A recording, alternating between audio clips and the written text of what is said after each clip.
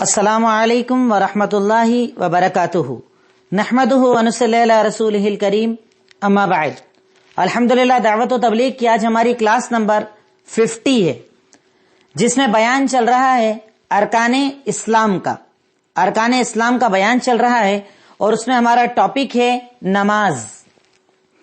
نماز کے اندر بھی آج جو ہمارا ٹاپک ہے وہ ہے وضو۔ یہ دیکھیے، پہلے بڑا ٹاپک میں نے بتایا، پھر چھوٹے ٹاپک جو ہمارے لیکچر کے چل رہے ہیں الگ الگ دن، وہ تو آج کا ہمارا ٹاپک رہے گا وضو۔ سب سے پہلے وضو کہا کسے جاتا ہے؟ تو وضو کہا جاتا ہے جسم کے وہ خاص حصے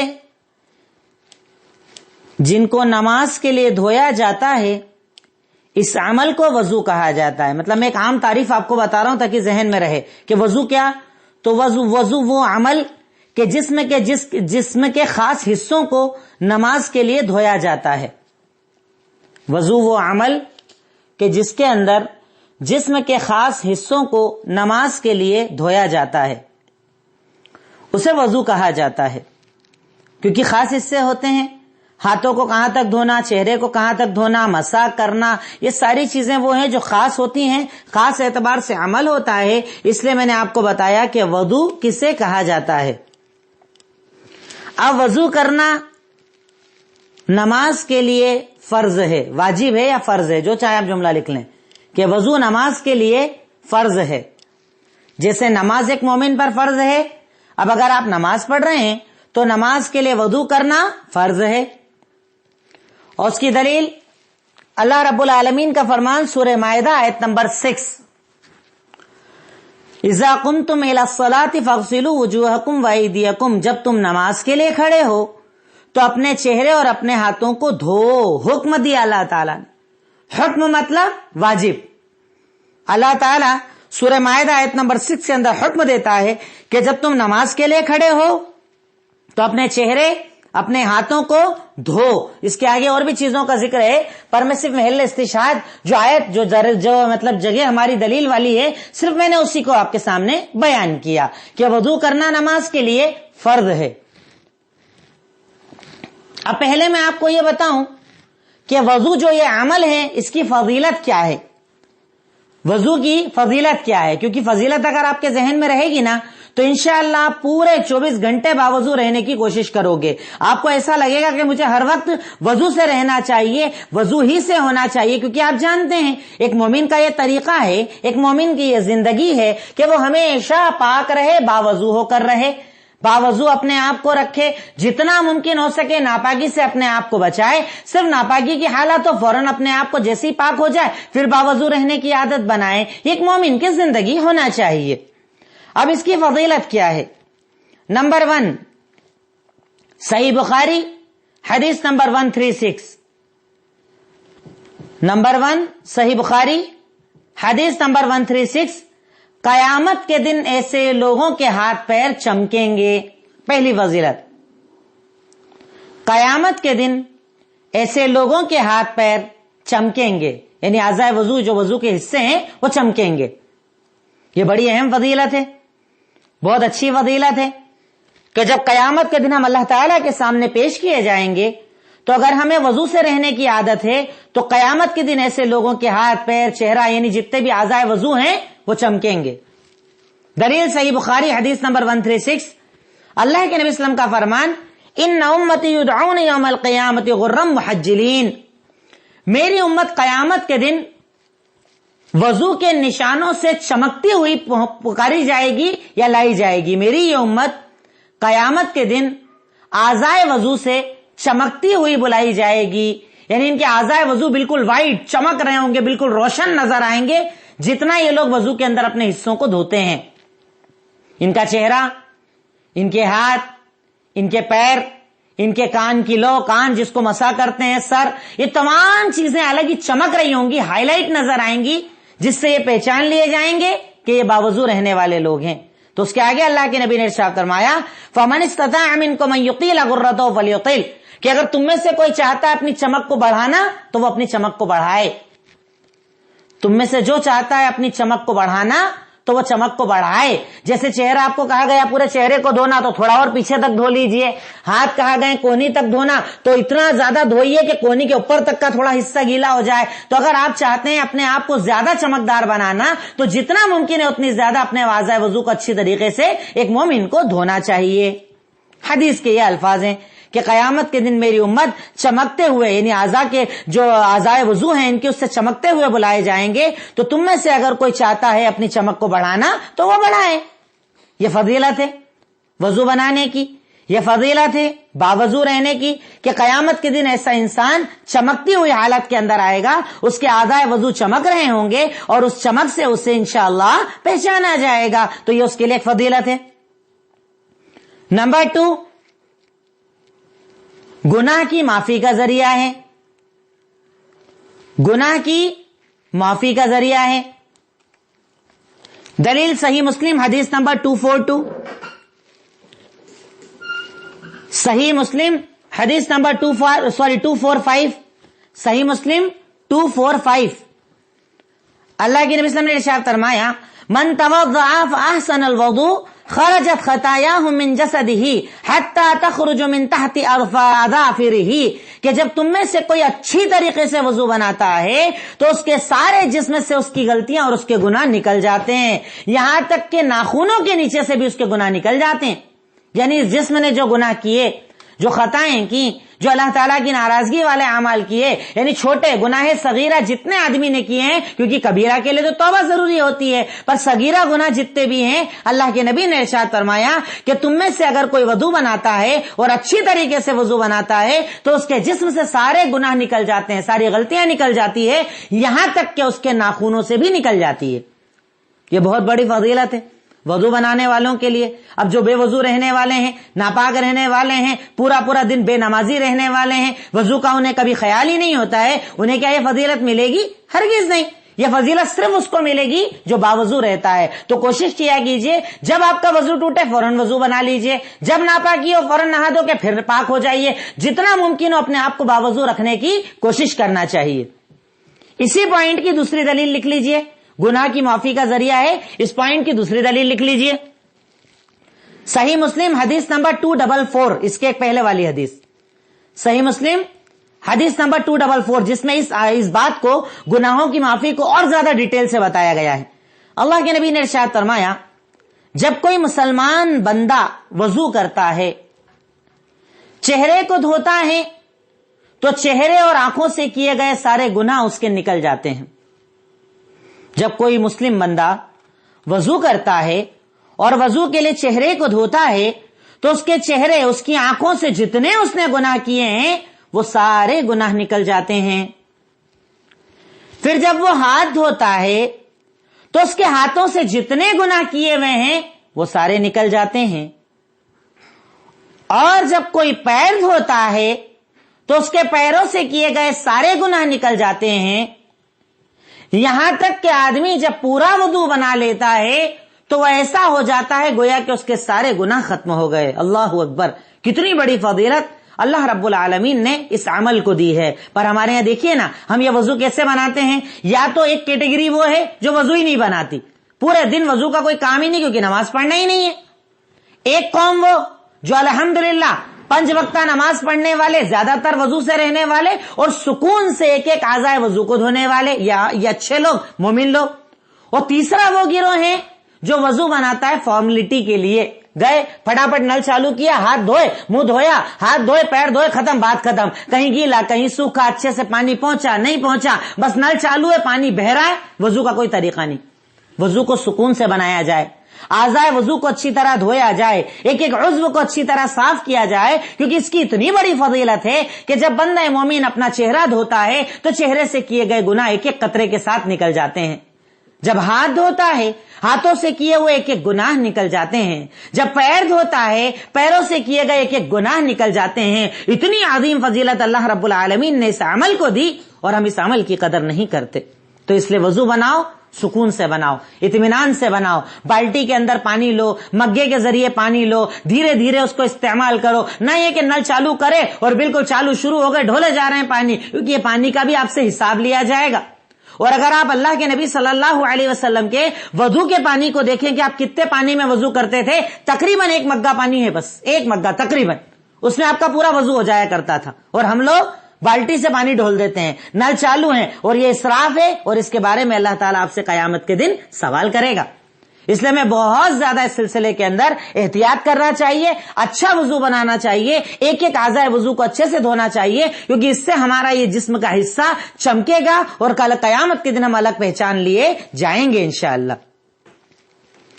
اس کے بعد ایک اور فضیلت ہے، جنت کے دروازے ایسے انسان کے لیے کھول دیے جاتے ہیں، باوضو رہنے والے کے لیے جنت کے دروازے کھول دیے جاتے ہیں.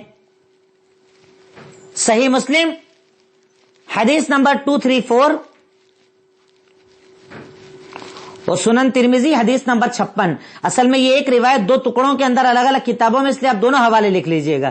صحیح مسلم حدیث نمبر 234 اور سنن ترمذی حدیث نمبر 56، دونوں حوالے لکھ لیجئے گا. اعضائے وضو کو دھونا، اپنے آپ کو باوضو رکھنا، اتنا بڑا فضیلت والا عمل، اس کے بارے میں آپ تصور نہیں کر سکتے کہ اللہ تعالیٰ نے کتنا عظمت والا عمل اس سے بتایا ہے. اللہ کے نبی صلی اللہ علیہ وسلم نے ارشاد فرمایا، ما منکم من احد یتوضا فیبلغ الوضوء ثم یقول، اگر تم میں سے کوئی انسان وضو بناتا ہے، اچھی طریقے سے وضو کو مکمل کرتا ہے، اور اس کے بعد یہ دعا پڑھتا ہے. سنن ترمذی حدیث نمبر 56 اور صحیح مسلم حدیث نمبر 234. ارشاد فرمایا، جب تم میں سے کوئی وضو کرتا ہے، اچھی طریقے سے وضو بناتا ہے، اور اس کے بعد یہ دعا پڑھتا ہے، اشہد ان لا الہ الا اللہ وحدہ لا شریک لہ واشہد ان محمدا عبدہ ورسولہ. اگر تم میں سے کوئی انسان یہ دعا پڑھتا ہے پورا وضو بنانے کے بعد، اور ایک روایت میں وہ جملہ بھی آتا ہے، اللہم اجعلنی من التوابین واجعلنی من المتطہرین. میں نوٹس میں یہ دعا آپ کو دے دوں گا انشاءاللہ، وضو کے بعد کی یہ پوری دعا میں پڑھنا چاہیے. اشہد ان لا الہ الا اللہ اشہد ان محمدا عبدہ ورسولہ اللہم اجعلنی من التوابین واجعلنی من المتطہرین. اے اللہ تو مجھے پاکیزگی حاصل کرنے والوں میں سے بنا دے، اے اللہ تو ان لوگوں میں سے بنا دے جن کی تو توبہ قبول کرے گا، یعنی معافی مانگنے والا بنا دے. تو اگر تم میں سے کوئی انسان اچھی طریقے سے وضو بناتا ہے، وضو بنانے کے بعد یہ دعا پڑھتا ہے، تو اس کے لیے جنت کے سارے دروازے کھول دیے جاتے ہیں، چاہے جس سے جنت میں انٹری کرے. اللہ اکبر. اگر تم میں سے کوئی وضو بناتا ہے، اچھی طریقے سے وضو بناتا ہے، وضو بنانے کے بعد یہ دعا پڑھتا ہے، اشہد ان لا الہ الا اللہ وحدہ لا شریک لہ واشہد ان محمدا عبدہ ورسولہ اللہم اجعلنی من التوابین واجعلنی من المتطہرین، اس کے لیے جنت کے سارے دروازے کھول دیے جاتے ہیں، چاہے جس سے وہ جنت کے اندر جائے. کتنی بڑی فضیلت اللہ رب العالمین نے ہمیں عطا کر دی. اور کتنے بد نصیب ہم لوگ اگر ہم وضو کے اہتمام نہ کر پائیں، وضو کی اہمیت کو نہ سمجھ پائیں، بار بار وضو نہ کر پائیں، تو یہ کیسی اہمیت، یعنی ہم نے اس فضیلت کو حاصل ہی نہیں کیا، ہم نے اس فضیلت کو سمجھا ہی نہیں جو فضیلت اللہ رب العالمین نے ہمیں عطا کی ہے وضو کے ذریعے. تو اس لیے ایک مومن کو، ایک بندہ مومن کو بہت زیادہ وضو کی اہمیت کو سمجھنا چاہیے. نمبر 4، چوتھی فضیلت، جنت کی بشارت دی گئی ہے. اللہ اکبر. میں سمجھتا ہوں کہ ان فضیلتوں کو سننے کے بعد کوئی کرے نہ کرے، کم سے کم آپ 22 لوگ جتنے کلاس میں ہو، کم سے کم آپ تو عمل شروع کر دینا انشاءاللہ، کہ آپ تو کم سے کم یہ عمل کرنا کہ انشاءاللہ جب ٹوٹے وضو فوراً وضو بنائیں گے. انشاءاللہ وضو ٹوٹنے ہی نہیں دیں گے، ٹوٹے فوراً بنا لو، بس ہمیشہ باوضو رہیں گے. اتنی بڑی فضیلت میں اگلی آپ کو بتانے جا رہا ہوں. صحیح بخاری حدیث نمبر 1149.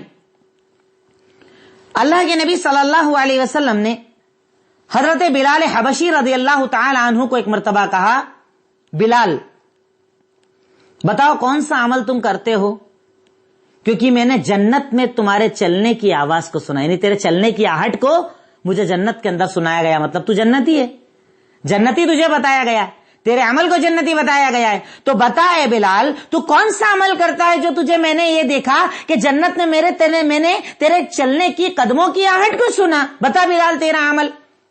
کیا کہا حضرت بلال نے؟ اللہ کے نبی صلی اللہ علیہ وسلم رات اور دن کے اندر جب بھی کبھی میں بے وضو ہوتا ہوں، یعنی میرا وضو ٹوٹتا ہے، میں فوراً وضو بناتا ہوں، جتنا ممکن ہوتا ہے وضو بنانے کے بعد نفل نماز بھی پڑھ لیتا ہوں۔ جب وضو ٹوٹا کسی بھی حالت میں، کبھی بھی، جب دن بھر رات بھر جب تک میں جاگ رہا ہوں، اگر میرا وضو ٹوٹا میں فوراً وضو بنا لیتا ہوں، اور وضو بنانے کے بعد اگر ممکن ہوتا ہے تو میں نفل بھی پڑھ لیتا ہوں۔ اللہ اکبر۔ اللہ کے نبی صلی اللہ علیہ وسلم نے کہا کہ تیرے اس عمل کی بنیاد پر اللہ نے تجھے جنتی بنا دیا ہے۔ سوچئے تو صحیح، وضو بظاہر کتنا چھوٹا عمل ہے، بظاہر کیسا عمل ہے، کرتے وقت کبھی خیال بھی نہیں جاتا، کرتے وقت کبھی ہم سوچتے بھی نہیں کہ کیا کرنا ہے، کیا ضروری ہے، کیا ضروری نہیں، کوئی مطلب والی بات نہیں، پر اس کی فضیلت کتنی بڑی ہے، اس کی اہمیت کتنی بڑی ہے کہ اللہ کے نبی صلی اللہ علیہ وسلم حضرت بلال حبشی کو کہہ رہے ہیں کہ تو وہ عمل کون سا سب سے اچھا کرتا ہے جو مجھے بتا، میں نے جنت میں تیرے قدموں کی چلنے کی آواز کو سنا۔ اللہ کے نبی صلی اللہ علیہ وسلم، میرا ایک عمل ہے، رات اور دن میں جب وضو ٹوٹتا ہے میں وضو بنا لیتا ہوں، اور وضو بنانے کے بعد اگر ممکن ہوتا ہے تو میں فوراً نفل نماز پڑھ لیتا ہوں۔ اے اللہ کے نبی صلی اللہ علیہ وسلم، بس یہی میرا عمل ہے۔ اللہ کے نبی صلی اللہ علیہ وسلم نے ارشاد فرمایا، تیرے اس عمل کی بنیاد پر اللہ نے تجھے جنتی بنا دیا۔ ہم سب بن سکتے ہیں جنتی، سب کے لیے ہے جنت آسان، اگر عمل کرنے والا ہو تو جنت آسان۔ یہاں تک کہ کوشش یہ بھی کرنا چاہیے کہ آپ دن بھر تو وضو سے رہیں، اب جب رات کو سونے جا رہے ہیں پورا کمپلیٹ سارے کاموں سے فارغ ہو گئے، پھر ایک بار وضو بنائیے، باوضو حالت کے اندر بستر پر جائیے، انشاءاللہ سکون کی نیند آئے گی، اچھے خواب آئیں گے، شیطان آپ پر حملے نہیں کر پائے گا، کیونکہ اس کے بعد آپ دعا بھی پڑھیں گے، آیت الکرسی پڑھ لیجئے، چاروں کل پڑھ لیجئے، سورہ فاتحہ پڑھ لیجئے، ان کو پڑھ کر ہاتھوں پر پھونکیے، پورے بدن پر پھیر لیجئے، اور پھر سکون کے ساتھ سو جائیے۔ انشاءاللہ کتنے ہی ٹینشن ہوں گے اللہ آپ کو سکون کی نیند دے گا انشاءاللہ۔ پر وضو کی بڑی اہمیت ہے۔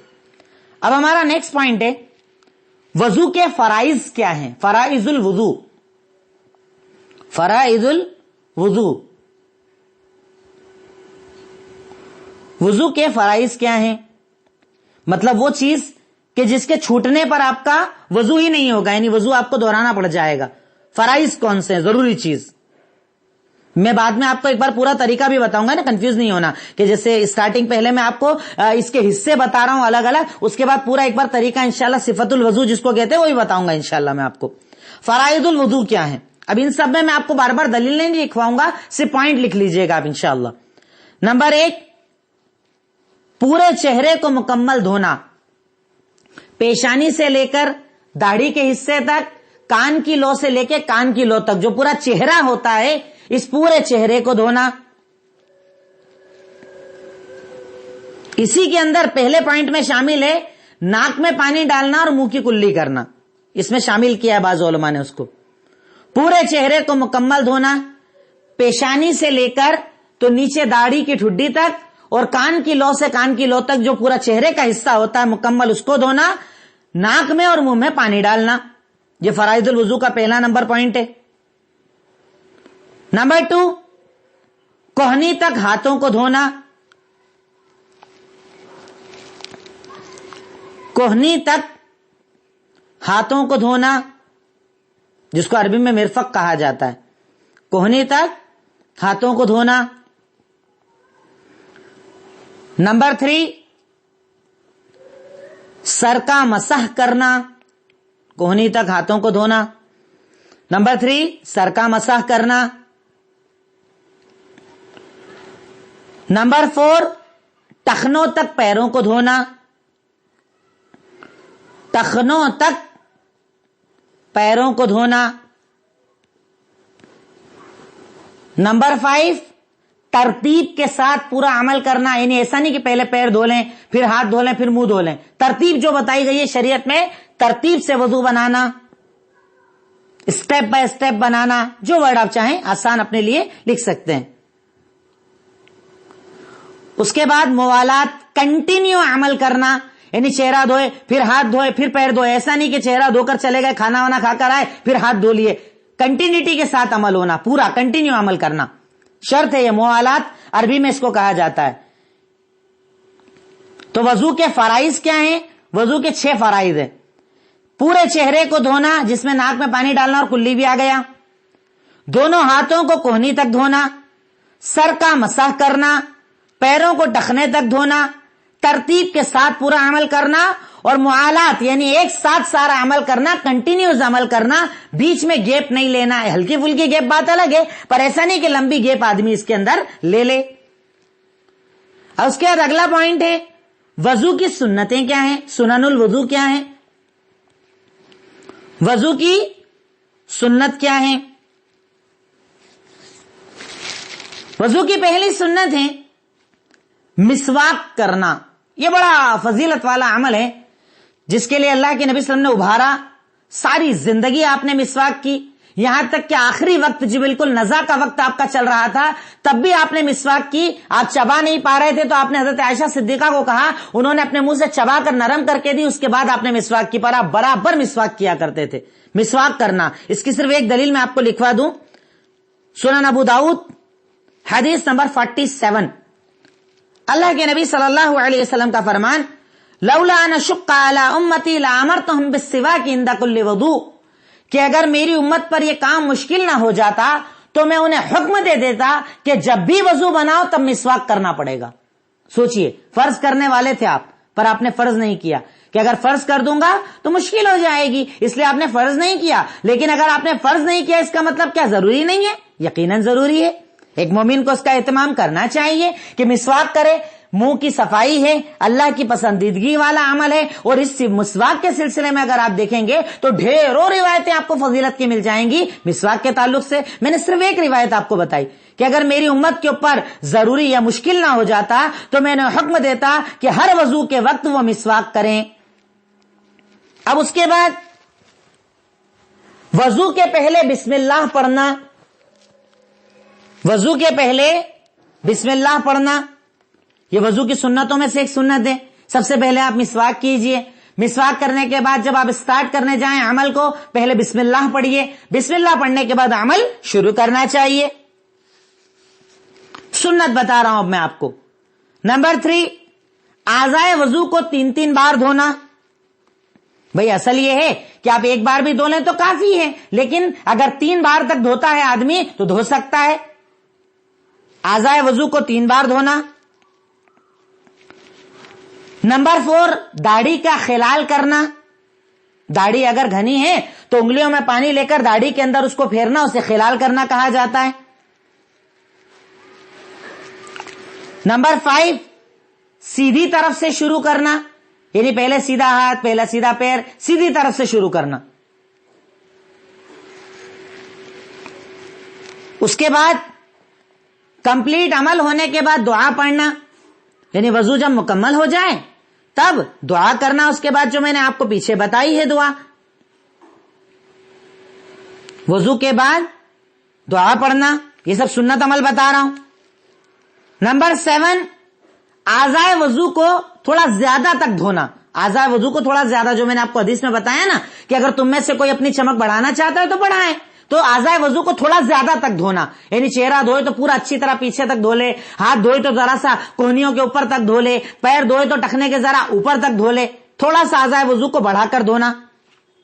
یہ سب وضو کی سنتوں میں سے سنت ہے جس پر ایک مومن کو عمل کرنا چاہیے تاکہ سنت کے مطابق اس کا عمل ہو تو اور زیادہ بہتر ہو جائے. اب اس کے بعد وضو میں مکروہ چیزیں کیا ہیں؟ وضو میں مکروہ چیزیں کیا ہیں؟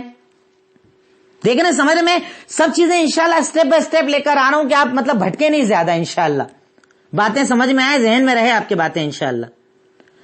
وضو میں مکروہ چیزیں کیا ہیں؟ تو نمبر 1, گندی جگہ پر وضو بنانا. جیسے جہاں پر زمین پر گندگی پڑی ہو, کوئی گندی چیز ہو رہی ہو, اب آپ وہاں وضو بنا رہے ہیں, پانی ٹپک رہا ہے, آپ کے اوپر کپڑے پہ پھر لگ جائے گا, تو گندی جگہ پر وضو بنانا مکروہ ہے. نمبر 2, 3 بار سے زیادہ اعضائے وضو کو دھونا مکروہ ہے. 3 بار سے زیادہ اعضائے وضو کو دھونا مکروہ ہے. کئی لوگ لگے رہتے ہیں وضو کے اندر, 1 بار 2 بار 4 بار 5 بار, جانے دو بہنے دو پانی, غلط ہے. 3 بار سے زیادہ جائز نہیں ہے. نمبر 3, پانی کو ڈھولنا, پانی کو فضول خرچ کرنا, یہ مکروہ عمل ہے کہ آپ جب بنا رہے ہیں وضو تو چلتے چلے جا رہے ہیں, بالکل آپ خیال ہی نہیں ہے, پانی ڈھولے چلے جا رہے ہیں استعمال سے زیادہ. یاد رکھیے قیامت کے دن آپ کو جواب دینا ہوگا, اللہ تعالیٰ آپ سے سوال کرے گا اور اللہ تعالیٰ کو آپ کو جواب دینا پڑے گا.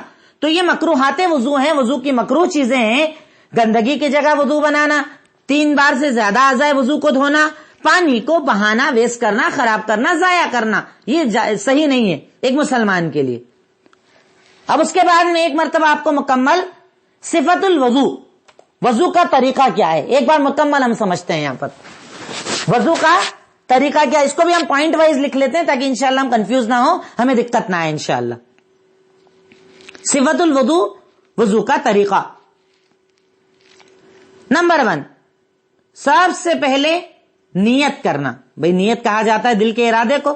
کوئی بھی عمل اسلام کے اندر بنا نیت کے تو قبول ہی نہیں ہوتا ہے نا. تو نیت کرنا، بھئی اب آپ جب وضو بنانے جا رہے ہیں تو آپ کے دل میں ارادہ ہونا چاہیے، نیت. اور اس کو لکھ دیجئے گا سائیڈ میں آپ کہ دل میں ارادہ کرنا. سب سے پہلا طریقہ نیت، کیونکہ بنا نیت کے کوئی عمل نہیں ہوتا. ہر عمل کے لیے نیت ضروری. آپ جانتے ہیں نا صحیح بخاری مسلم کی روایت، انما الاعمال بالنیات، ہم عمل کا دار و مدار نیت پر ہے، تو نیت ضروری ہے. اب آپ نے سب سے پہلے نیت کی. نمبر 2، بسم اللہ پڑھنا. نمبر 2، بسم اللہ پڑھنا.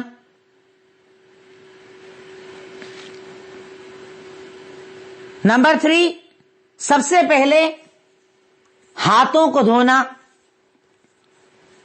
کلائی تک جو ہاتھوں کو، اس میں لکھیے گا کلائی تک ہاتھوں کو دھونا، رست تک کلائی تک ہاتھوں کو دھونا 3 مرتبہ.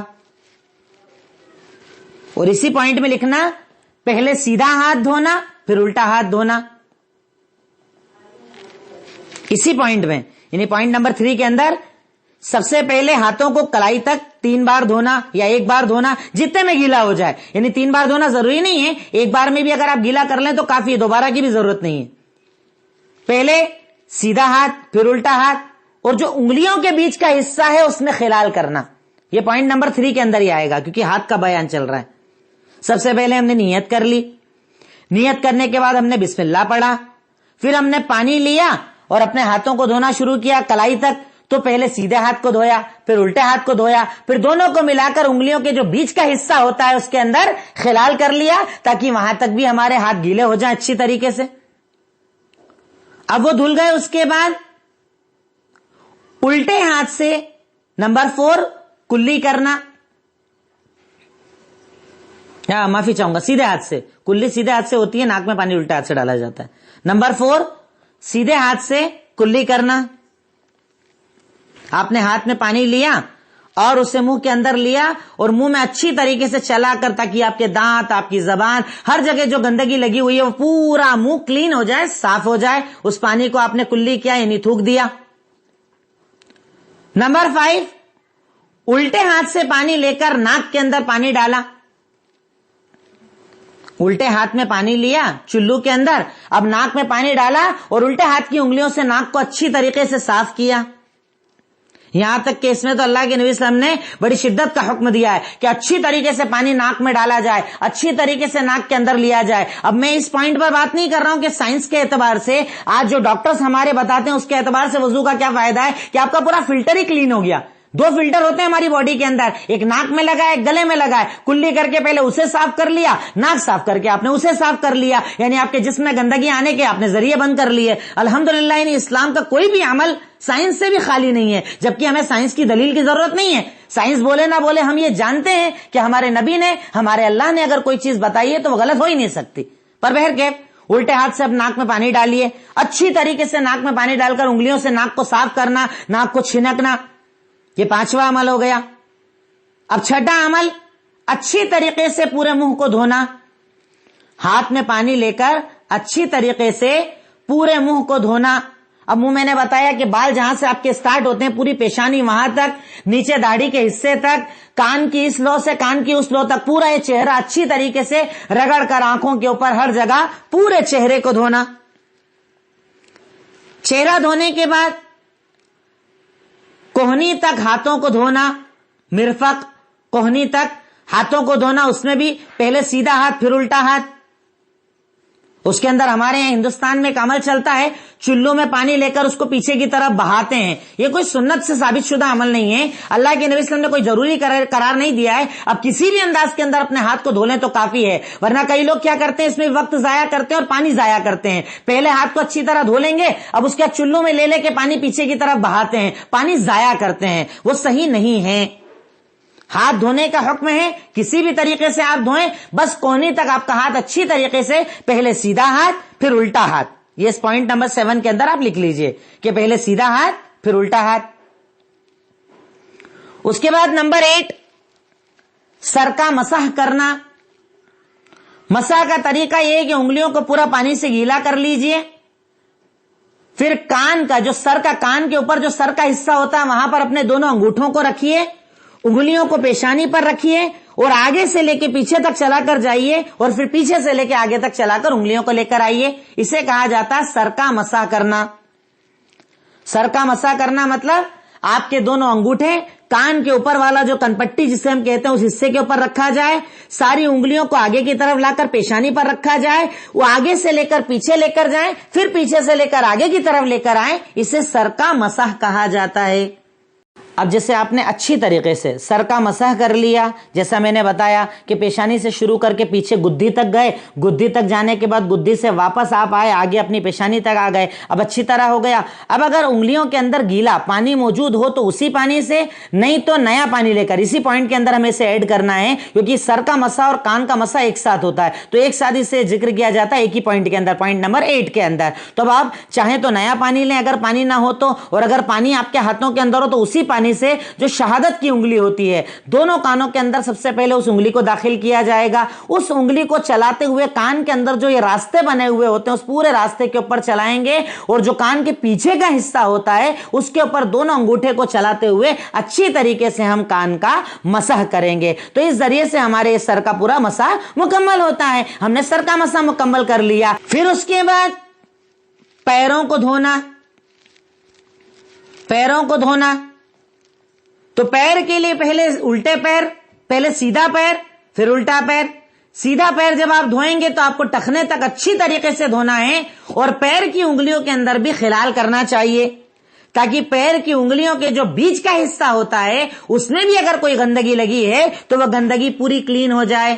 پہلے آپ سیدھا پیر دھوئیں گے، ہاتھ سے اسے کلین کریں گے، خلال کریں گے، انگلیوں کے بیچ میں انگلیاں چلائیں گے تاکہ اچھی طریقے سے صاف ہو جائے. پھر الٹا پیر دھوئیں گے، ٹخنے تک اچھی طریقے سے دھوئیں گے اور یہاں پر یہ آپ کا وضو مکمل ہو جاتا ہے. پوائنٹ نمبر 10 آئے گا اس کے اندر دعا پڑھنا.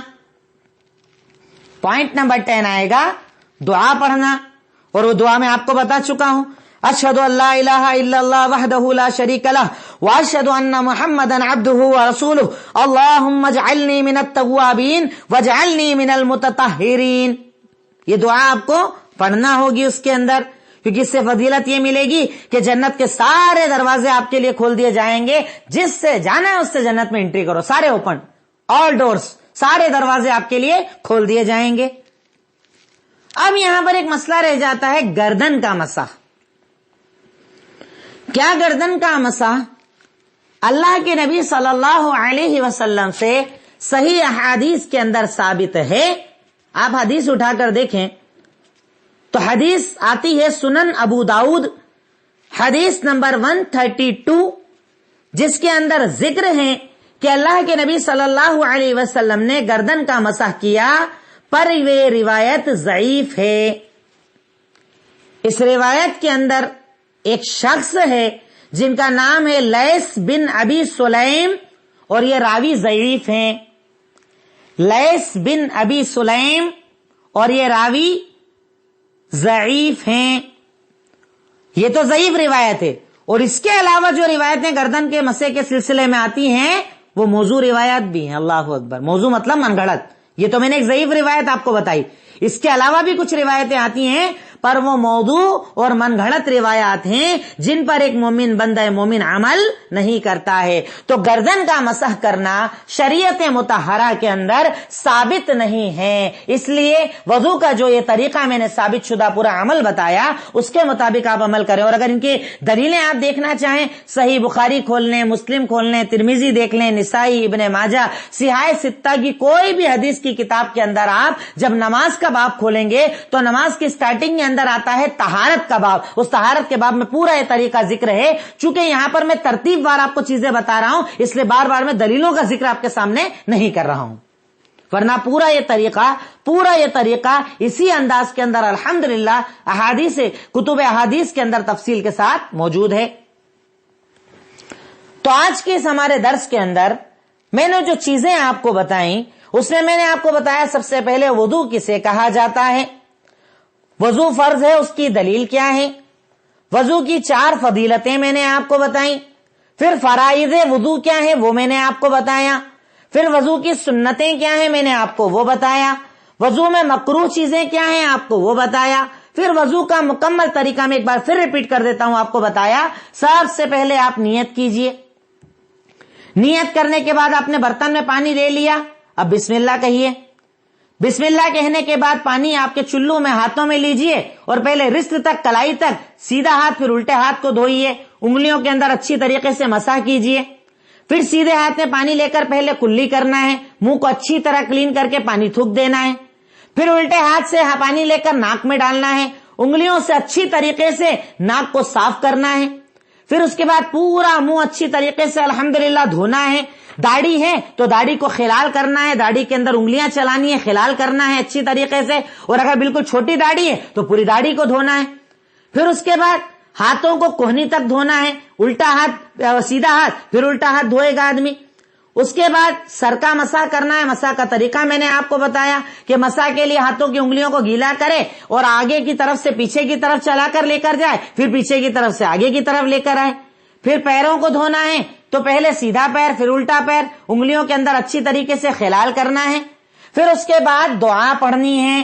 اور گردن کے مسح کے تعلق سے میں نے آپ کو بتایا کہ گردن کے مسح کے سلسلے میں جو روایات آتی ہے, سنن ابو داؤد کی جو روایت حدیث نمبر 132 ہے وہ ضعیف ہے. لیث بن ابی سلیم اس کے اندر راوی ہیں جو ضعیف ہیں. اس کے علاوہ جو روایتیں آتی ہیں موضوع اور من گھڑت روایتیں آتی ہیں, اس لیے گردن کا مسح اسلام میں نہیں ہے. پر یہاں پر بنیادی طور پر جب وضو کا مسئلہ آپ سمجھ رہے ہیں تو اتنا ضرور سمجھیں کہ وضو کو انتہائی زیادہ سکون سے کرنا چاہیے, آرام سے کرنا چاہیے, جلد بازی بالکل نہیں کرنا چاہیے, تاکہ اچھی طریقے سے آپ کے اعضاء وضو پورے گیلے ہو جائیں. کل کے درس میں انشاءاللہ وضو کن چیزوں سے ٹوٹتا ہے, غسل کا طریقہ کیا ہے, غسل کے فرائض مستحب اور سنت کیا ہے, کل انشاءاللہ آپ کے سامنے پوری باتیں آئیں گی. اللہ تعالیٰ ان تمام باتوں کو سمجھ کر ہمیں عمل کرنے اور پھیلانے کی توفیق عطا فرمائے. السلام علیکم ورحمۃ اللہ وبرکاتہ.